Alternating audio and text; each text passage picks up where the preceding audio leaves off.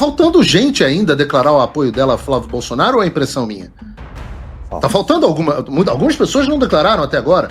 Ora, se não há sequer união em torno do nome de sucessão, não há perspectiva de poder. Se não há perspectiva de poder, não há perspectiva de solução para o país. Se não há perspectiva de solução para o país, para que a gente vai continuar recebendo apoio?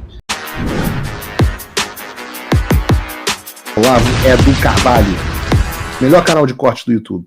Eu conto imensamente aqui com o like de vocês, que você mande o programa nos seus grupos de WhatsApp, e esses fatos que nós vamos revelar e entender melhor aqui hoje, chegarem ao máximo de pessoas possível. Então, manda o programa para os amigos e manda o programa para os inimigos, especialmente esse, porque esse é o Paulo Figueiredo Show. Então, eu não sei o que vai acontecer daqui para frente.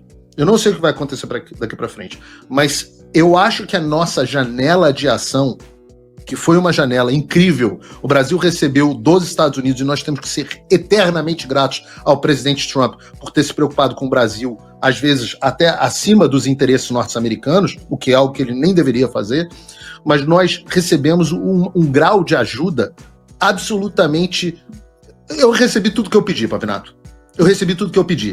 E tudo que a classe política de Brasília e as elites me diziam que precisavam para resolver o problema foi dado a eles.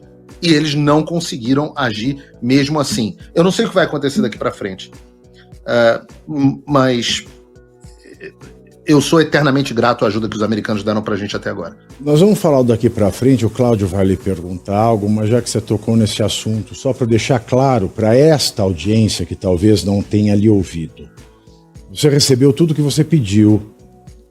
Nós sabemos o seu trabalho hercúleo para sancionar autoridades desumanitárias, aniquiladoras dos direitos humanos. Isso é uma coisa.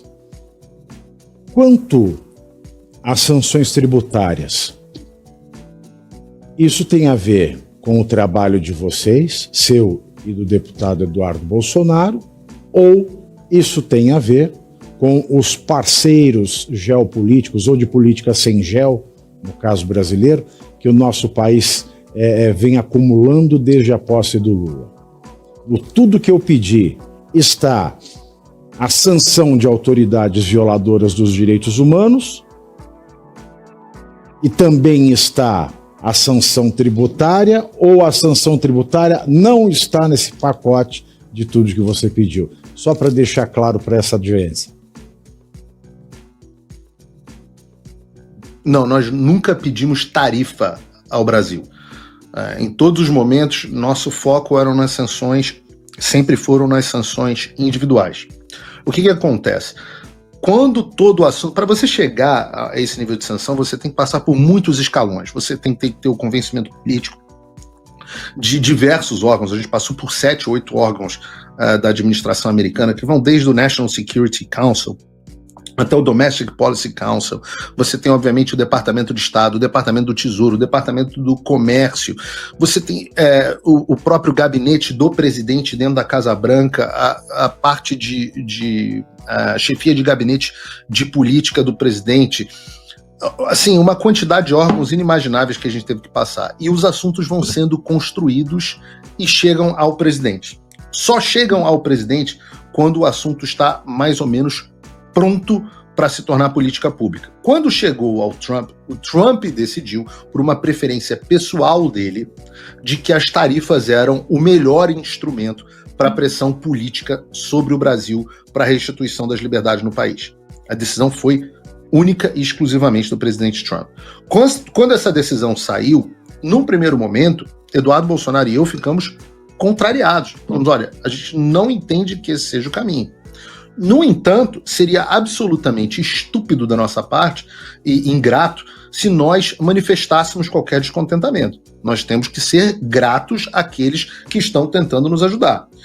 E também não seria absolutamente efetivo. Então, o que nós buscamos, e por isso que aconteceu dessa forma, foi reorientar a ação do presidente para que depois fossem aplicadas as sanções Magnitsky. Por isso que nós tivemos tarifa, passa aí um intervalo de quase um mês, e nós tivemos a aplicação da sanção Magnitsky. No mesmo dia em que é aplicada a sanção Magnitsky, de novo, graças à atuação do deputado Eduardo Bolsonaro e eu, nós tivemos a capacidade de tirar quase 50% dos produtos brasileiros da lista de produtos tarifados.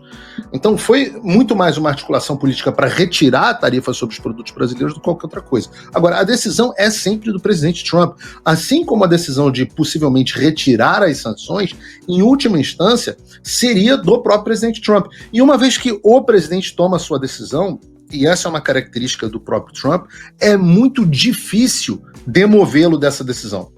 O Trump tem uma estrutura de governo realmente com uma hierarquia muito vertical. Ele manda e quem está embaixo obedece, às vezes até nem com o grau de questionamento necessário. Então é uma das coisas que a gente vai aprendendo a navegar aqui dentro da administração americana. Mas a resposta você não, Eduardo Bolsonaro e eu nunca trabalhamos por tarifas. Dito isso, apesar de não termos concordado com o caminho adotado pelo presidente Trump no início, ao longo do processo, nós percebemos que as tarifas foram, sim, um instrumento muito efetivo. Tanto que foram as tarifas que chamaram o Lula para a mesa de negociação, e não as sanções contra as autoridades brasileiras. Então o presidente Trump, e aí por isso que ele é presidente dos Estados Unidos, eu sou só jornalista, estava correto do ponto de vista negocial em aplicar as tarifas ao Brasil, porque as tarifas foram o que levaram o Brasil a ir de pires na mão, implorando por uma negociação com os Estados Unidos, que é o estado no qual nós nos encontramos hoje, e não as sanções. E as tarifas também tiveram um papel importante na aprovação do regime de urgência da anistia no Congresso. Então, no final das contas, o presidente Trump tinha mais razão do que a gente imaginava. E por falar em anistia, eu vou passar aqui ao Cláudio Caivano, que é alguém que dedicou, né, a sua vida desde o dia 8 de janeiro de 2023 a defender aqueles que não poderiam arcar com defesas, que foram presos e nem sabiam que estavam presos em flagrante do 8 de janeiro. E antes da gente passar para a questão da sucessão, Cláudio Caivano. Paulo, boa noite outra vez, uma satisfação enorme te reencontrar. Eu que te conheço pessoalmente, tô à frente do Pavinato, que não te conhece pessoalmente ainda, nos conhecemos em Boston, né? Grande Boston! Eu sabia, Grande Boston. Foi só a escada. Também foi um movimento de direita, e para aproveitar esse gancho, eu tenho algumas perguntas, mas vou começar pelo final. Para aproveitar esse gancho das manifestações. Então, por vezes, existe algum movimento isolado, né, de pessoas, de empresários, mas o fazem em paredes fechadas, parece até com grande receio, como você usou o termo. Recentemente, em 7 de dezembro, eu fiz uma manifestação, né, tentei protagonizar uma manifestação e não consegui apoio de nenhum político em Brasília, de nenhum político aqui no meu estado, em São Paulo, e eu os procurei. E aí consegui a ajuda do Padre Kelmon, que pelo menos tem uma expressão nacional, e a gente conseguiu algum tipo de apoio financeiro. Ele, na verdade, conseguiu, e eu consegui apoio financeiro da minha audiência no meu canal, para a gente pagar ambulância, água, gradil, voluntários, etc. Não teve dinheiro do agro, não teve dinheiro de outros empresários, então me parece sim que há um esvaziamento, e ainda as pessoas que a gente encontra nas ruas, apesar de tudo isso, colocamos 2.000 pessoas nas ruas naquele domingo. Mas apesar disso, a resposta continua sendo sempre a mesma. Ainda temos medo, ainda temos medo.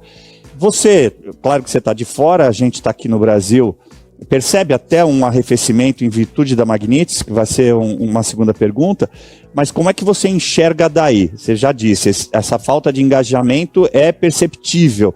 Agora, o medo já não deveria ter passado e a gente não deveria estar se encaminhando já para o último ano de governo, desse desgoverno aqui, já com uma perspectiva mais positiva em virtude dessa ajuda do governo dos Estados Unidos, Paulo?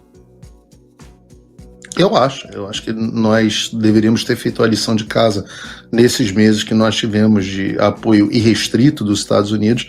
Nós deveríamos ter feito por onde e não fizemos por onde. E eu sou cobrado a respeito disso. Eu sou cobrado pelo fato de que nossa população não fez por onde.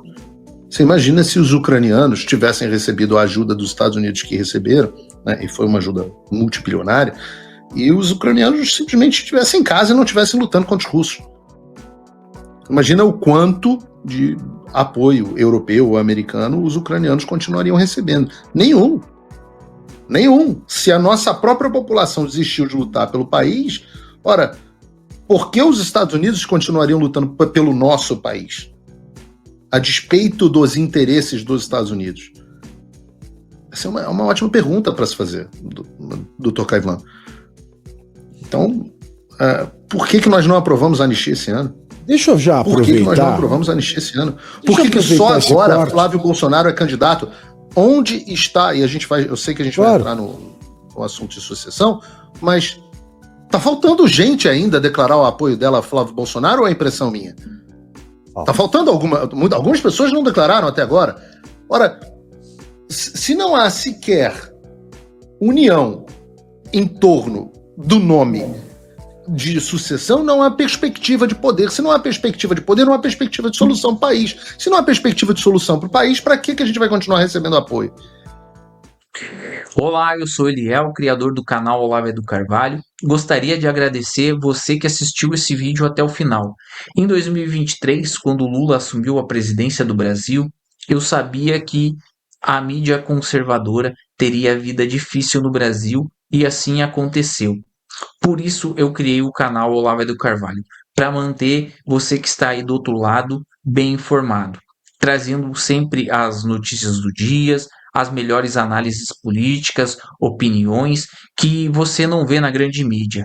Então eu gostaria de agradecer a você que deixou sempre o seu like, que compartilhou o vídeo, que comentou aqui. Você faz parte do canal Olavo do Carvalho e a gente chegou a quase 200 milhões de visualizações em pouco mais de 2 anos. Você fez total diferença para que mais pessoas tivessem boa informação. Fica aqui o meu muito obrigado e eu quero te dar um recado breve, que a gente tem vídeos novos no canal aqui todos os dias às 18, 19 e 20 horas. Vou tentar trazer agora entrevistas como o Thiago Pavinato, estou tentando o Alan dos Santos, já conversei com o Paulo Figueiredo, e isso é graças a você que assiste aqui, que interage com o canal, você, principalmente você que é membro aqui do canal. Você que não é, pode se tornar, entrando no link que está aqui na descrição, e assim a gente vai construindo aos poucos um país melhor, informando as pessoas, porque a gente não pode desistir, né, do nosso Brasil. Então, até a próxima, e o meu muito obrigado, e um próspero 2026 para você e sua família. Até mais.